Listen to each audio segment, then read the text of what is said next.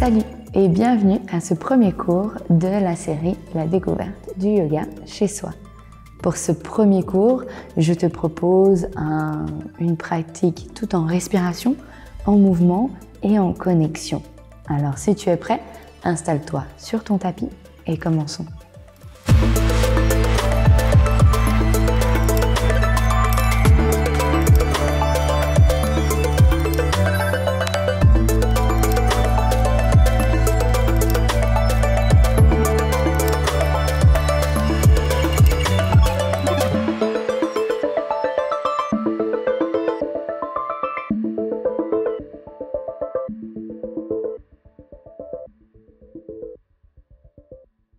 Pour ce premier cours, je te propose de t'installer assis en tailleur, ou si cette posture n'est pas accessible pour toi, n'hésite pas à prendre d'autres variations, peut-être d'utiliser un coussin sous tes fesses, peut-être de mettre des blocs sous tes genoux.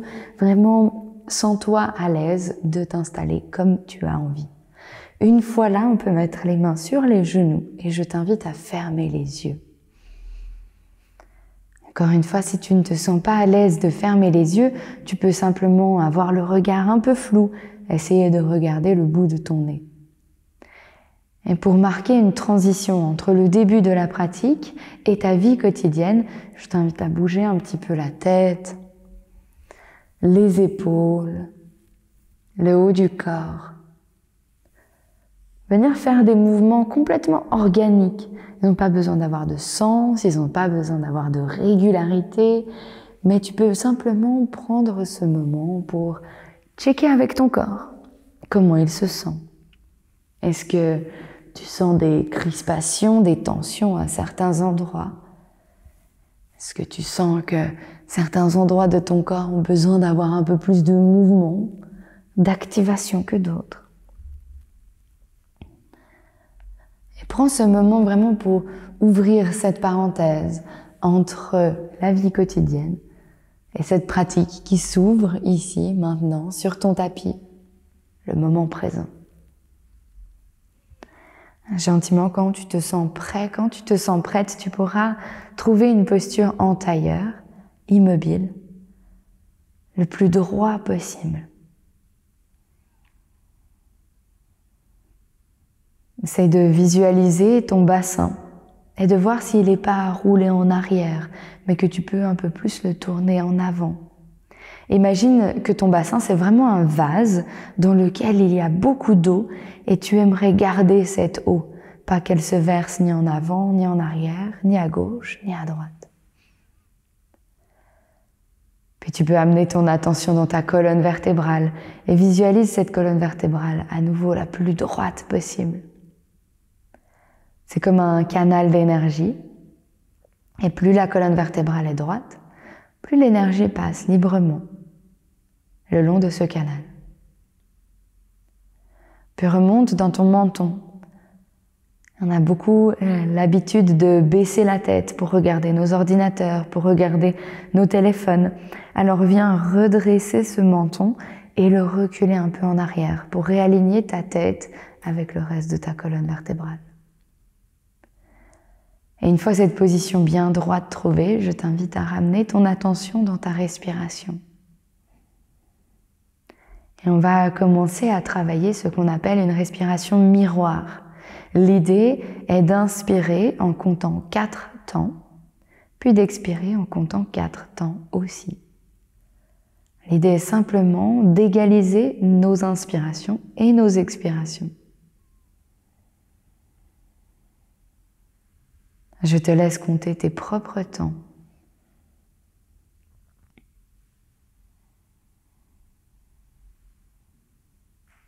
Peut-être que tes 4 temps sont très lents, peut-être ils sont très rapides. Mais essaye de garder exactement le même rythme, autant sur l'inspiration que sur l'expiration.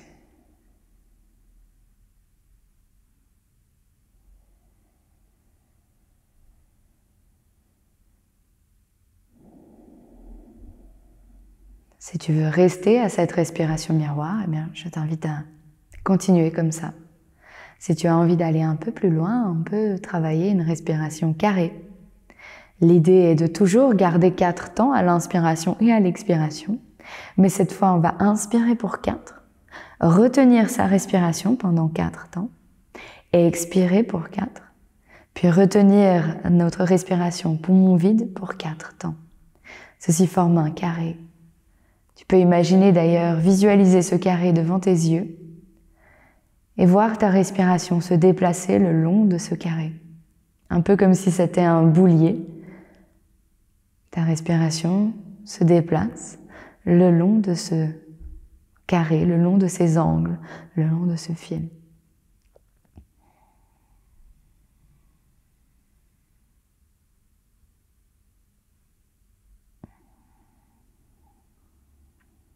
À nouveau, essaye de garder le plus de régularité dans tes temps de respiration.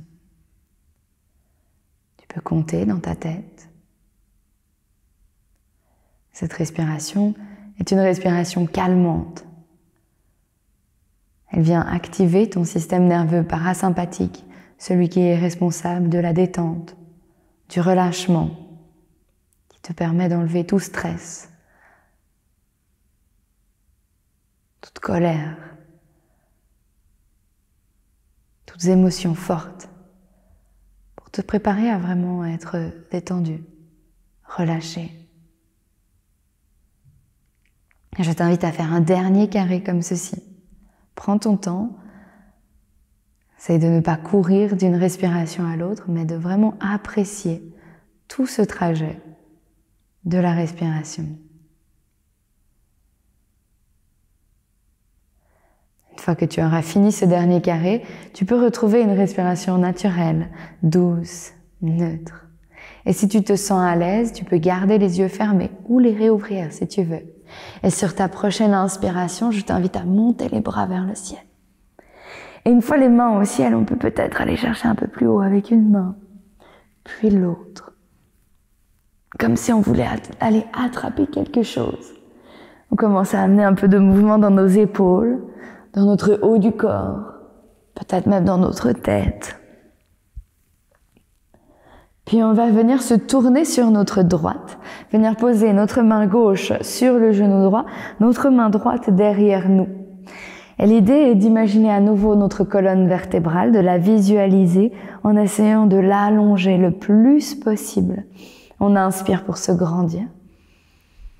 On expire pour regarder sur le côté droit. Inspire à nouveau ici pour essayer de te grandir encore un peu plus. Sur l'expiration, on vient soulever la main droite et on l'amène sur le genou gauche. Depuis là, on rentre le menton, on essaye de faire le dos le plus rond possible.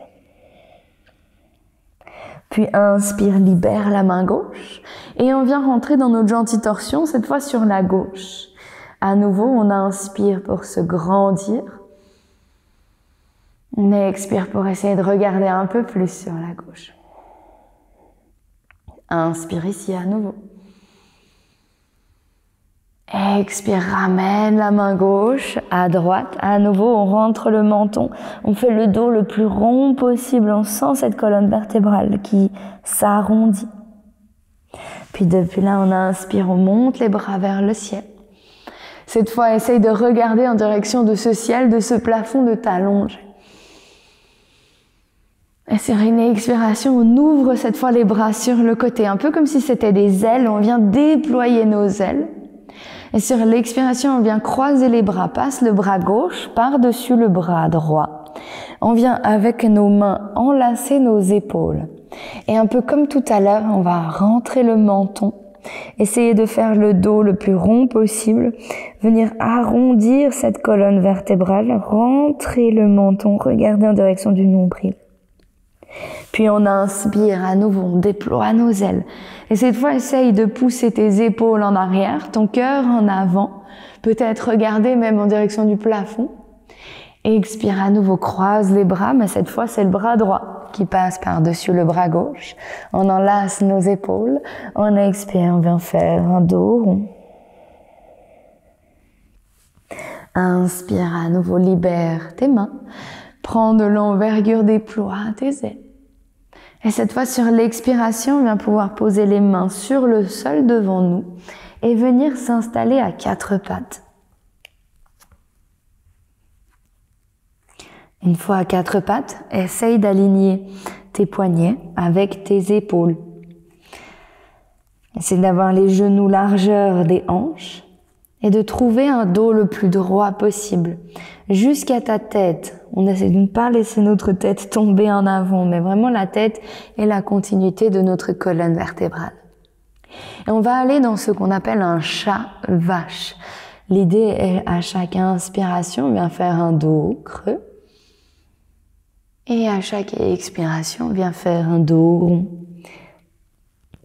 Et on peut continuer ce mouvement au rythme de ta respiration. Essaye d'arriver dans le dos le plus creux possible à l'inspiration, dans le dos le plus rond possible à la fin de ton expiration. Et tu peux, si tu te sens à l'aise, fermer les yeux pour vraiment ressentir ce qui se passe à l'intérieur de ton corps. Prends le temps de sentir le mouvement qui part de tes hanches, qui remonte dans ton dos, vertèbre par vertèbre, et qui vient sortir par le haut de ton crâne.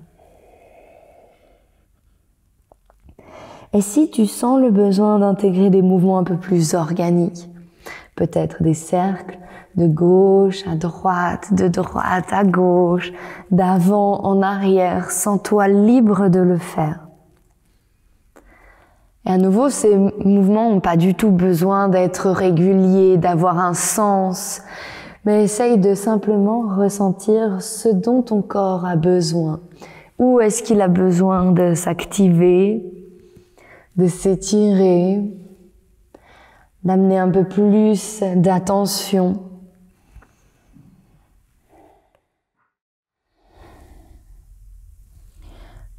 Puis tu peux revenir dans un dos neutre. Depuis là, viens crocheter les orteils et on va venir descendre nos fesses en direction des talons. Une fois que tu peux plus aller plus bas, je te laisse étirer les mains un peu plus loin en avant. Venir chercher le sol avec ton front. On vient dans une posture de l'enfant, les orteils crochetés. Si tu t'es cassé les orteils et que cette posture est vraiment insupportable, n'hésite pas à poser les coups de pied au sol. Mais si c'est juste désagréable, c'est qu'on est exactement sur la bonne voie. On vient ici étirer les orteils, les voûtes plantaires, redonner un peu d'espace à nos pieds. Puis comme une vague, on va regarder en direction du nombril avec un dos rond. On inspire, on monte à 4 pattes. Sur l'expiration, on vient descendre tout notre corps sur le tapis, on vient s'allonger. Une fois là, on monte sur nos coudes, on vient dans ce qu'on appelle un sphinx. On essaye plus ou moins d'aligner les coudes et les épaules. On va inspirer, pousser le cœur en avant, les épaules en arrière, on regarde loin devant nous. On essaye de ne pas squeezer les fesses pour garder la posture. Vraiment, on relâche ce bas du dos. Et cette détente du bas du dos, des fesses, on va le répéter à chaque fois qu'on viendra dans une posture où on trouve une extension de la colonne vertébrale, où on pourrait appeler ça un back bend, comme on appelle ça plus généralement. Depuis là, on redescend. On pose les mains sous les épaules, on croche les orteils. On va inspirer, monter à 4 pattes et expirer, venir à nouveau dans notre posture de l'enfant, les orteils crochetés. Peut-être que c'est un peu plus agréable maintenant. Essaye de toujours trouver du confort, en tout cas, dans cette posture. À nouveau, comme une vague, on va inspirer, rouler en avant à 4 pattes. Et expire à nouveau, on redescend le corps sur le sol. On vient remonter dans notre sphinx. Puis cette fois, on va tourner la tête un peu de gauche à droite. Peut-être qu'on engage même nos épaules en avant, en arrière. On essaye d'amener un peu de mouvement dans ce haut du corps, toujours en pensant à détendre notre bas du dos, relâcher les fesses, Vraiment, on ne veut pas amener de tension dans notre bas du dos. On donne de l'espace à nos lombaires. Puis on revient sur le sol, on replace les mains sous les épaules, on croche les orteils. À nouveau, inspire, monte à quatre pattes. Mais cette fois, sur l'expiration, on vient presser dans nos mains, presser dans nos orteils, on soulève les genoux, puis on va amener le bassin vers le ciel. On vient dans ce qu'on appelle un chien tête en bas. N'essaye pas d'aller chercher le sol avec tes talons. Au contraire, on essaye de soulever les talons, plier un petit peu les genoux et sentir qu'on arrive à monter notre bassin vers le ciel, le plus haut possible. C'est comme si quelqu'un venait t'attraper par les hanches et te montait encore un peu plus vers le ciel. Et une fois là, on va faire des petits pas pour amener nos pieds à l'avant du tapis. On peut plier les jambes autant qu'on en a besoin pour venir amener nos pieds largeur des hanches entre les mains. Depuis là, tu peux attraper tes coudes, laisser aller la tête. On veut vraiment imaginer qu'on amène le haut du crâne vers le sol et on vient se balancer un peu de gauche à droite. Et rappelle-toi que tu es toujours la personne la mieux placée pour savoir ce dont ton corps a besoin. Du coup, peut-être que tu sens aujourd'hui que tu as besoin de faire des grands mouvements, peut-être tu as besoin de faire des tout petits mouvements, peut-être que d'ailleurs c'est plutôt l'immobilité qui te fait du bien aujourd'hui et ça va aussi très bien. Depuis là, tu peux libérer les coudes, venir généreusement plier les genoux, inspirer, dérouler le dos, vertèbre par vertèbre. Arriver droit, tu peux expirer, rouler les épaules en arrière, puis inspirer, monter les bras vers le ciel. Peut-être que tu joins les mains, peut-être pas, ça dépend de tes épaules. On essaye de regarder en direction de ce ciel, de s'étirer, s'allonger. Puis expire, laisse les bras tomber sur le côté du corps. On vient en Tadasana, en posture de la montagne. Les paumes de main sont tournées en avant, les doigts sont écartés. Les épaules roulent en arrière, le cœur en avant, comme on l'a fait presque dans chaque posture aujourd'hui. Et on essaye de se sentir stable, ancré dans le sol. On se sent aussi stable qu'une montagne. Si quelqu'un venait nous pousser sur le côté, on ne bougerait même pas, tellement on est ancré, tellement on est sûr, on est certain, certaine de notre posture. On est présent, présente. Depuis là, on va repartir à inspire, pousse les mains vers le ciel. Expire, ouvre les bras sur le côté comme si tu faisais un saut de l'ange et en cascade jusque tout en bas. On vient dans une flexion avant.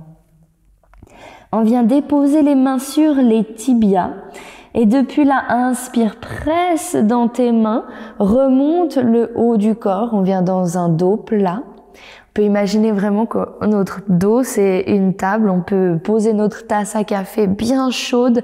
Elle va pas tomber car notre dos est très droit, très stable. Puis sur une expiration, pose les mains sur le sol. On vient faire 2 grands pas en arrière. On vient dans une planche.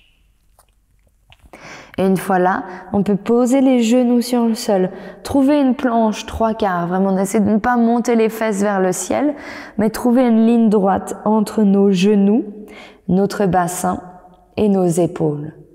Et sur une expiration, on vient descendre le corps sur le tapis. On pose les coudes de pied au sol. On va inspirer, rouler les épaules en arrière, décoller la tête du sol et on essaie de ne pas presser dans nos mains. D'ailleurs, si tu veux t'entraîner un petit peu, tu peux même soulever les mains. On vient dans ce qu'on appelle un bébé cobra. C'est de penser à ce relâchement des fesses dont on a parlé tout à l'heure en sphinx. On expire, on redescend, on croche les orteils, on monte à 4 pattes, puis on chien tête en bas. Depuis là, tu peux soulever généreusement les talons, plier les genoux, regarder à l'avant du tapis Et on essaye cette fois de faire 2 grands pas pour ramener les pieds entre les mains. Cette fois, on vient poser les mains sur le sol, plier généreusement les genoux jusqu'à pouvoir poser les fesses sur le sol. Et si tu as besoin de mettre les mains pour pouvoir faire la transition, ça va aussi très bien. Depuis là, on vient se coucher complètement sur notre tapis. On ramène les genoux vers nous, on vient les enlacer et on vient faire un petit œuf. On se squeeze très très très fort. Et peut-être qu'on vient se balancer un peu de gauche à droite, se donner un petit automassage, masser son dos sur le sol.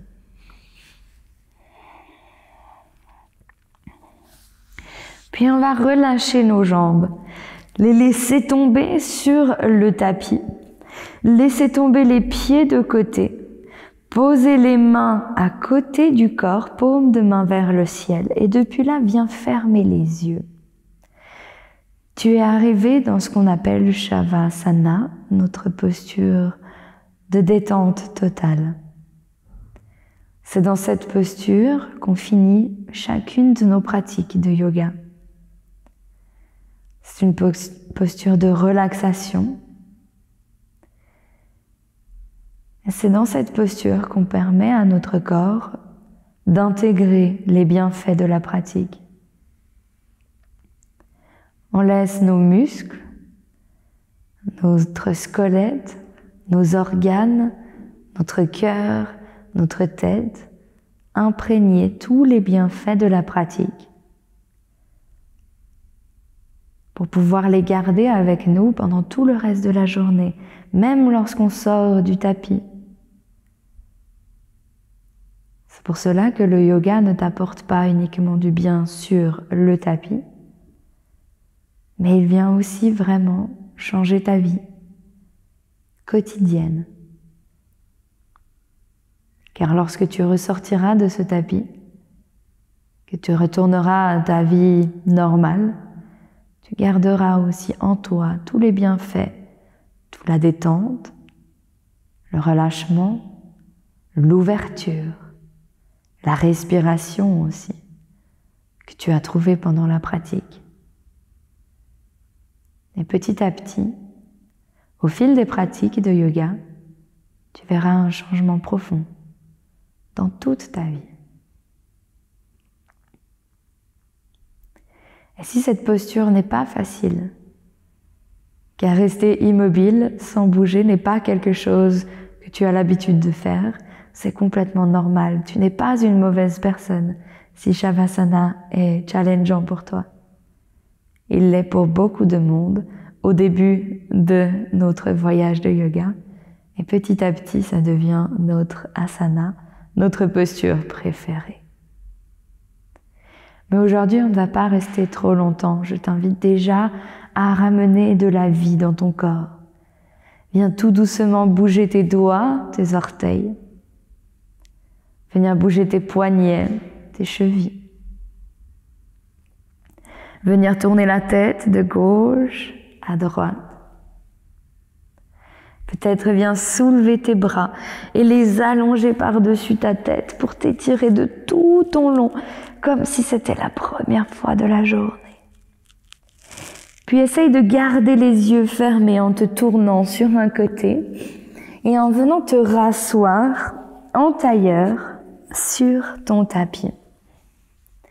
Depuis là, on peut venir mettre les mains en prière devant le cœur et venir pencher la tête en avant, comme si on murmurait directement à notre cœur. Et prends cet instant pour te remercier. Te remercier d'avoir fait peut-être ton premier pas dans le voyage du yoga. Te remercier pour la douceur, le bien-être, la patience que tu t'es accordée.